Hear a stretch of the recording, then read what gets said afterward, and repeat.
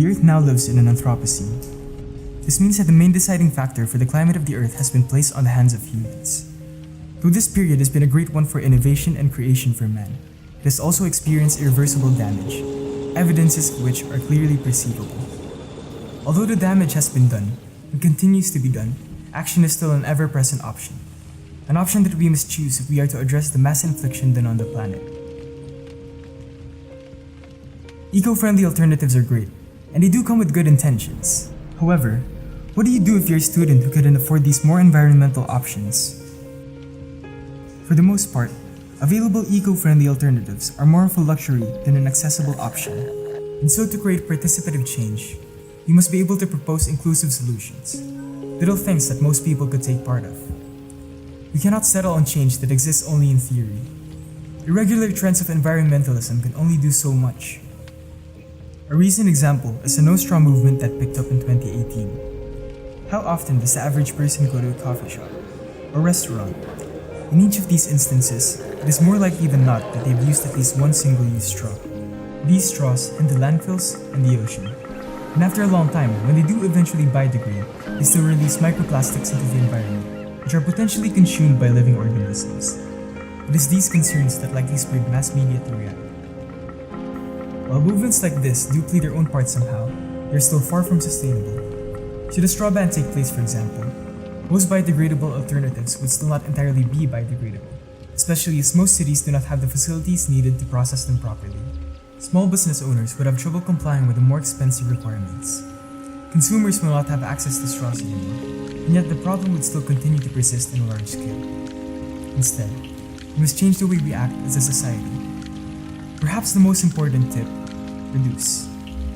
We only deal with that which we produce. No matter how we try to create new products to deal with the waste, no matter how we try to recycle, these are only as good as measures that slow down the damage. If we try to reduce the energy we consume, the fuel we burn, the plastic we use, the papers we print on, the unnecessary purchases. If we actively try to reduce our carbon footprint on the earth, then we are doing the best preventive measure. Eat only what you need to eat.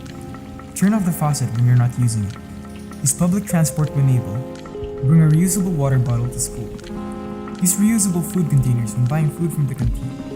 Open the windows and doors instead of using electric fans when the weather allows for it. Use a back of papers you don't need anymore for scratch work. Better yet, use digital versions of files as much as possible. In essence, reduce to the basics. Consume only what you need to consume, so that establishments as well produce only the amount that is demanded. If each individual tried to accommodate the little changes entailed by saving the planet, perhaps we could all help the environment. This is the role of the youth. We are in a generation where we are more interconnected with each other than any other previously had been. Use available platforms to educate and encourage. The internet is a plethora of information. Read about what you can do to help the environment. Update yourself about developments in science and technology. Use your time to pursue research that encourages eco-friendly solutions. As the youth, we are the shapers of today and what will come tomorrow. By furthering developments in research, by raising a generation that knows the value of nature and independent action, we can see within our reach the image of a not-so-distant future, where society has enough collective action and sentiment to create the necessary change. While the environmental situation won't change soon enough unless many changes are implemented, this is not a losing battle. It is a chain of many little actions that eventually turns into big change. So don't leave the faucet running and turn the electric fan off before you go, because change starts with you.